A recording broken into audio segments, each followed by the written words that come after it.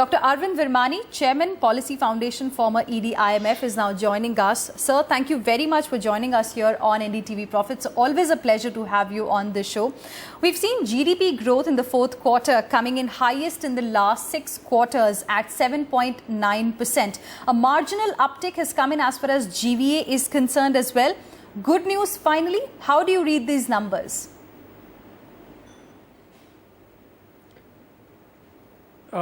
Well, I tend to, you got to look at the annual numbers and the quarterly. I think people are reading too much into the kind of what one might call the headline GDP number.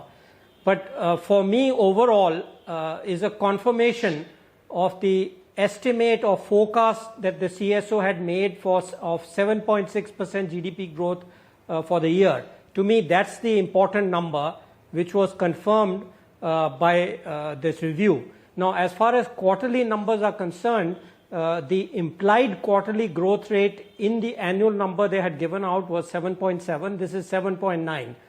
I tend to not, just as with the IIP, you cannot look at month-to-month fluctuations and read too much into them. I would not read too much into the quarterly fluctuation. What I do use the quarterly numbers for is to look at the components, and we can discuss that next.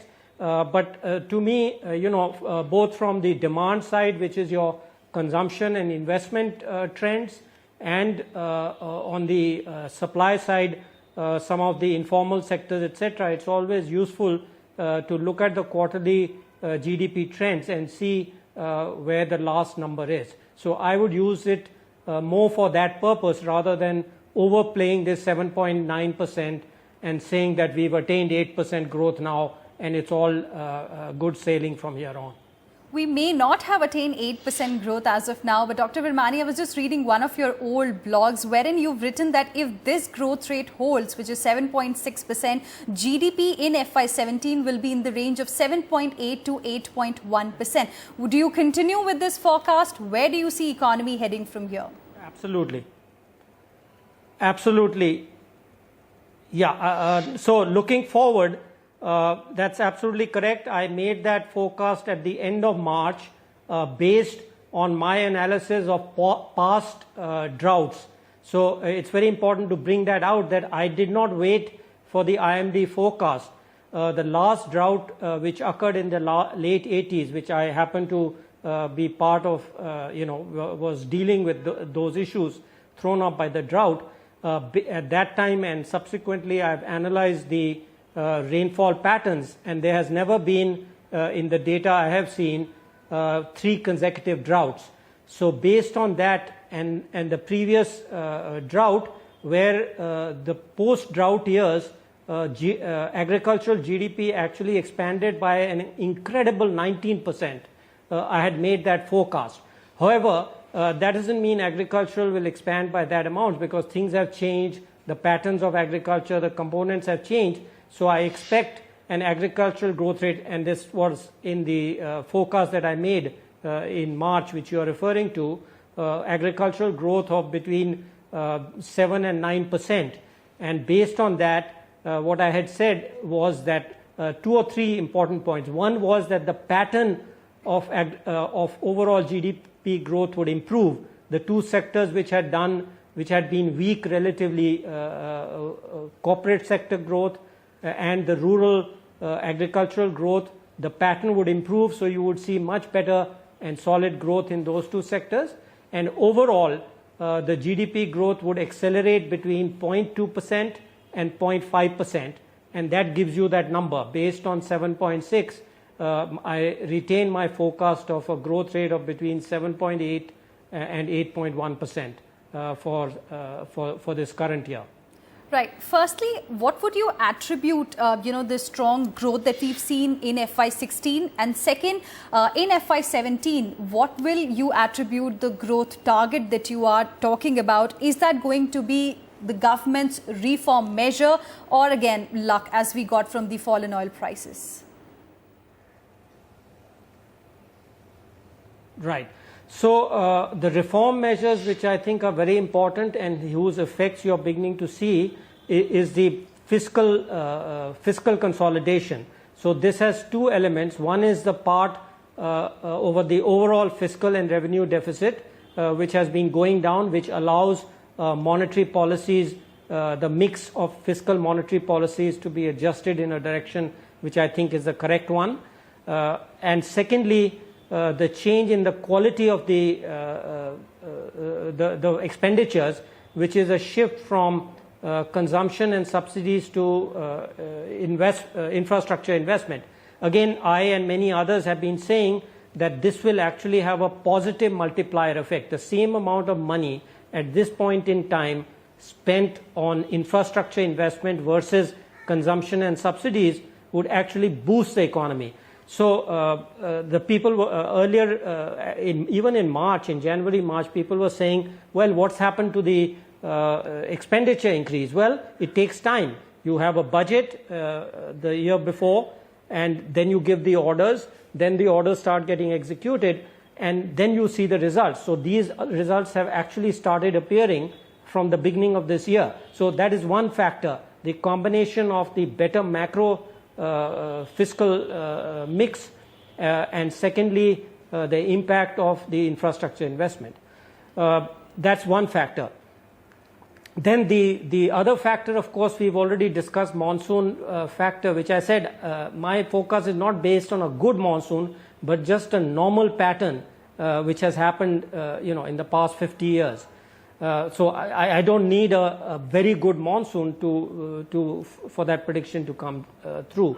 Now, unfortunately, at this point, before the monetary policy, I can't really talk about the monetary policy aspects, but those also will be of some significance as far as the corporate part of the growth is concerned. And going forward, what is it that the government should be cautious about in case, if they really want to achieve that high growth rate that we are talking about? Yeah. So you mentioned the reforms. Certainly one of the most significant recent one is the bankruptcy law. And looking forward, the GST. I think, this slow and steady accumulation of reforms is what gives you a sustained increase in growth. These things don't have instantaneous effect. Just if the GST is, let's say, passed in the next session of Parliament, I do not believe that suddenly you'll get a 1.5%, 2% increment in growth. These things work through the system. They increase the competitiveness. And what they do is they increase the sustainability of growth. Otherwise, we have seen many countries which what I call shooting stars. You can always get very good growth for 1 year or 1.5 years, and then you fall back. So the reform process is absolutely critical. So here, your question is very valid. What I would caution the government is that growth will increase by the second half of this year, but the government should not become complacent. I think it's important to go on making these slow and steady reforms so we can have a sustained growth of, let's say, 2 years from now of 8.5% for a decade or more. Those things require sustained structural reforms to get those long-term growth things which will then translate into significant improvements in welfare. Right. So that's the message for the government. Of course, continue with your reforms in that slow and steady pace that has been on. So last question, as far as the MSP is concerned, we are yet to get a confirmation, but reports are indicating that the cabinet has hiked paddy MSP by 60 rupees to 1470 rupees per quintal. How do you read this, and do you think this will further help the agri space? I mean, where are we headed as far as the agri is concerned? Well, as far as MSP is concerned, there is a structure in place. The problems which we had in earlier years when MSP went up a little too fast is that the recommendation, there's a process of Agricultural Prices Commission. It does the costing, etc. The problem was that the government used to raise MSP more than was recommended by the Agricultural Prices Commission. That is something which should be shunned. The normal increase in MSP, of course, has to take place. Because given that we expect a normal monsoon, there will also be a significant increase in rice production. And it's important that whatever is a reasonable level, not excessive levels, not unreasonably low levels, but a reasonable level of MSP is certainly warranted, because if there is a huge increase in rice production, you don't want prices to collapse.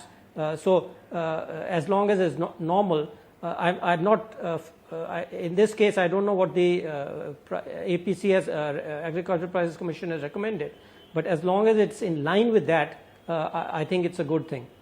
Dr. Virmani, thank you very much for joining us here on NDTV Profits. Always a pleasure to have you